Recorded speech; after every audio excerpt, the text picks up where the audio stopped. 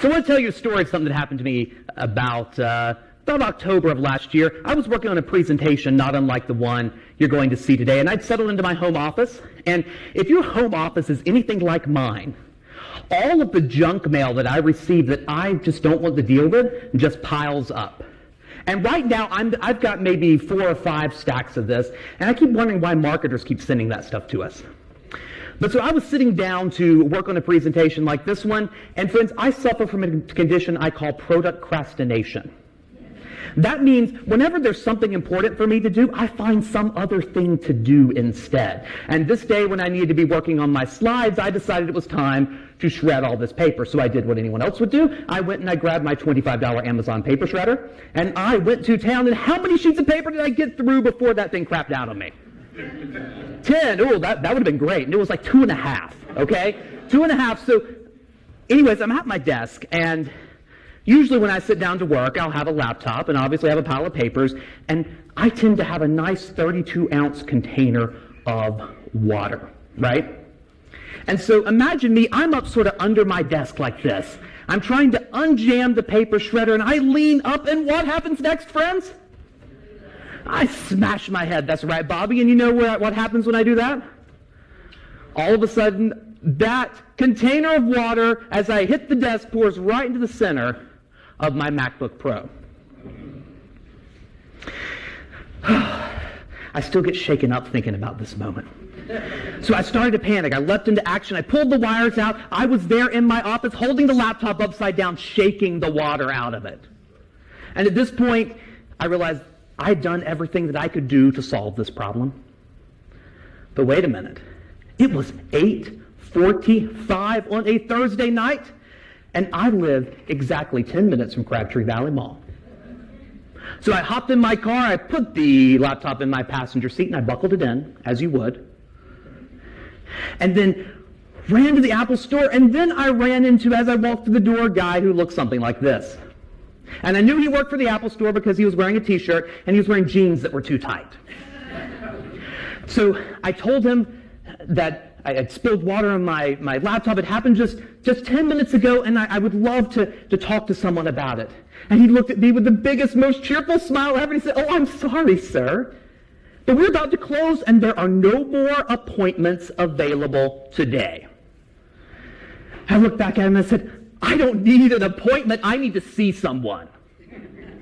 Not understanding the difference between those two statements, he called his manager over. And his manager proceeded to tell me all the reasons he could not help me. And then, as if it was like in a Western movie where the hero kind of rides in on a horse, right? You guys familiar with these? One of the Mac geniuses came over, looked me dead in my eye, and said, "I hear we have a water problem." And then proceeded to tell me that we would go through some exploratory surgery as a courtesy to me to figure out how bad the damage was. Well, it turns out the damage was actually bearable. But as I got to thinking about this situation, it reminded me of what happens so many times in business. We get so dedicated to the business process, the systems we have in place, the technology we have in place, that the humanity just kind of falls out of business. Am I right? In fact, business, let's say 100 years ago, you just had a few people you were serving. Maybe a few hundred people, right? We got this great idea that we could bring in technology, and then all of a sudden we could serve many, many, many more people. And with that, the humanity fell out of business. But I believe that technology, when you deploy it properly, can be a strategic advantage, your unfair advantage to being more human in business as opposed to being less. So the folks at trendwatching.com call this a sixth sense.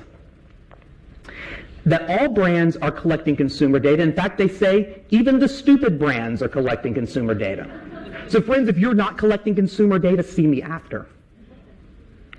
However, the smart brands have developed what's called InfoSense. That is the ability to use data to understand your needs as an individual, and then for the brand to personalize that experience. Jack Welch perhaps said it best. He said there are only 2 keys to competitive advantage. Number 1 is learning more about your customers faster than your competition. Number 2 is putting those insights into action faster than the competition. Insights into actions.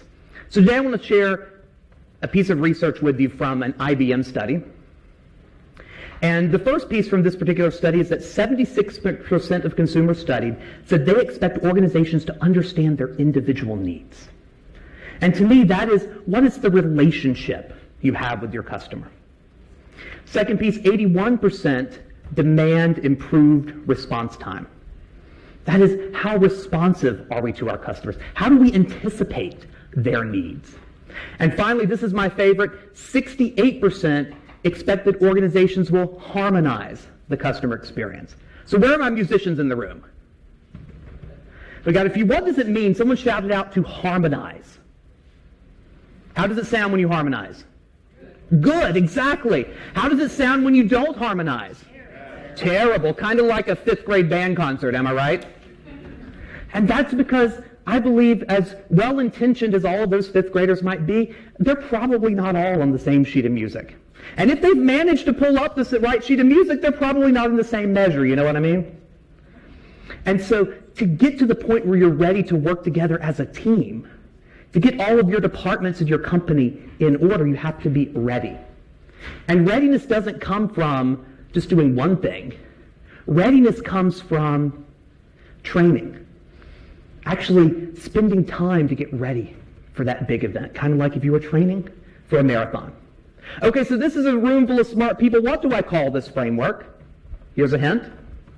The 3 R's. Fancy that, right? And so we're going to dive into a couple of examples of companies who are using the 3 R's to create those relationships with their customers. So first I want to introduce you to a gentleman by the name of Doug Logue. This is Doug Logue right here. And Doug was on a bachelor party trip to Toronto a couple of years ago. And no, this is not a story about what happens on a bachelor party trip.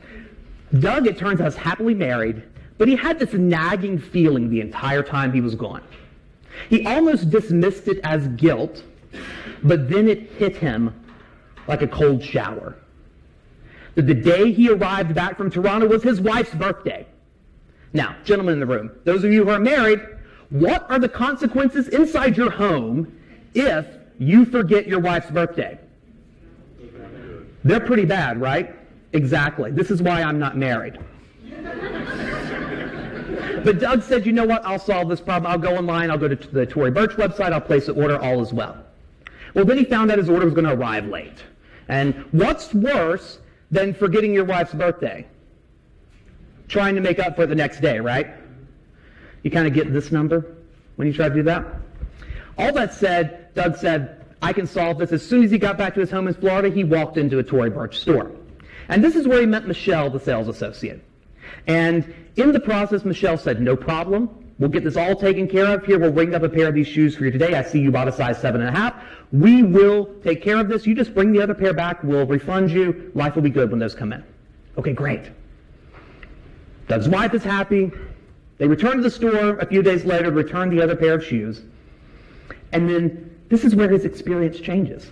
2 days later, he receives a call from Michelle at Tory Burch thanking him for the purchase, mentioning that she saw his wife checking out another pair of their famous shoes and suggested that he might want to get her another gift. And he said, well, you know, we just did shoes one time. We're not going to do that again, but thank you, Michelle. Another 2 weeks go by, he receives an email from Michelle. Hey, Doug, this is Michelle from Tory Burch again. Hey, remember that other pair of shoes your wife was looking at? It turns out they are now on special. Would you like for me to set aside a size 6.5 for her for the holidays? Doug is a man who learns from experience. And he said, yes, Michelle, let's do that. But in thinking about this, Doug and Michelle said, why? Doug said to his wife, why? Why on earth are we getting such personal attention from Michelle? We must have been problem customers for her that she remembers us. But it turns out that's not the case. Because the folks at Tory Burch, they have something called Client Book. And Client Book is an application that takes data from their online sales as well as from their in-store sales. And every single associate has an iPad available to them with that complete record of that customer, with their sizes, with their wish list, such that whenever they go in the store, and you ask about something for your wife or maybe something for yourself, the sales associate has all the records of what you like and can then personalize the experience you receive. Truly use that as InfoSense. Now you might ask me, Evan, does this hit the bottom line? I think it does, because it turns out that customers who have a client book profile have an average order value that is 62% higher than other customers. So one more company who does a great job with InfoSense, and you may not even realize it, my friends, is one that happens to exist at the happiest place on earth. Verily, the happiest place on earth. There it is. And you wouldn't, so many speakers will come and talk about the Disney experience and just how wonderful it is, but the thing you don't know is that there is so much data powering this experience, it is not even funny, my friends, because deep below Cinderella Castle is this thing called the Disney Operational Command Center. They can look and see what wait times are like in the park. They can look and see which areas of the park are more full and which ones are more empty. They can figure out everything that's going on. I first learned about the Operational Command Center from a New York Times article. In this photo, the gentleman in the gray is a New York Times reporter. The gentleman in the salmon has the greatest job title on this planet. Wait for this. In the salmon is Phil Holmes. At the time, he was the vice president of the Magic Kingdom.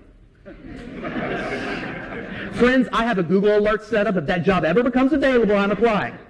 It turns out the perk of his job is that his office is above the bakery on Main Street, USA. So there's a parade by his window 3 times a day. And speaking of that wonderful parade, in the Operational Command Center, let's say that Adventureland is kind of full of people and Tomorrowland is kind of empty.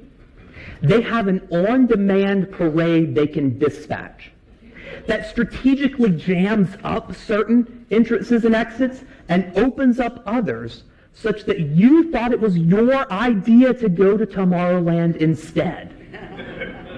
It's all powered by data. And it turns out a few years ago, Disney was realizing that they were having trouble with people coming to the park, and those families were not returning. And I have learned that it's actually a very stressful experience to take a Disney vacation. Because I learned firsthand, my mother's in the house, so I can say this, and I'll probably get in trouble for saying this, but I learned that no one can suck the fun out of a Disney vacation like my sister. And as well-intentioned as she was in that moment, she was trying to get all 10 of us doing the right things at the right time, but it was a stressful experience for her. It was stressful for us, and quite frankly, it makes you not really want to go back. Disney realized this, and so they decided to apply technology to their problem, and they invented this little thing called the Magic Band. Now, the Magic Band replaces everything you see here. You can pay for things with it. It's your admission to the park. It's a fast pass for your reservation to a ride. It's a photo pass. If your photo's taken, they scan your Magic Band. It shows up in your app. It does all of those things for you. And our own Stan Phelps, ladies and gentlemen, our own Stan Phelps tested this out, and it works better than the analog alternative.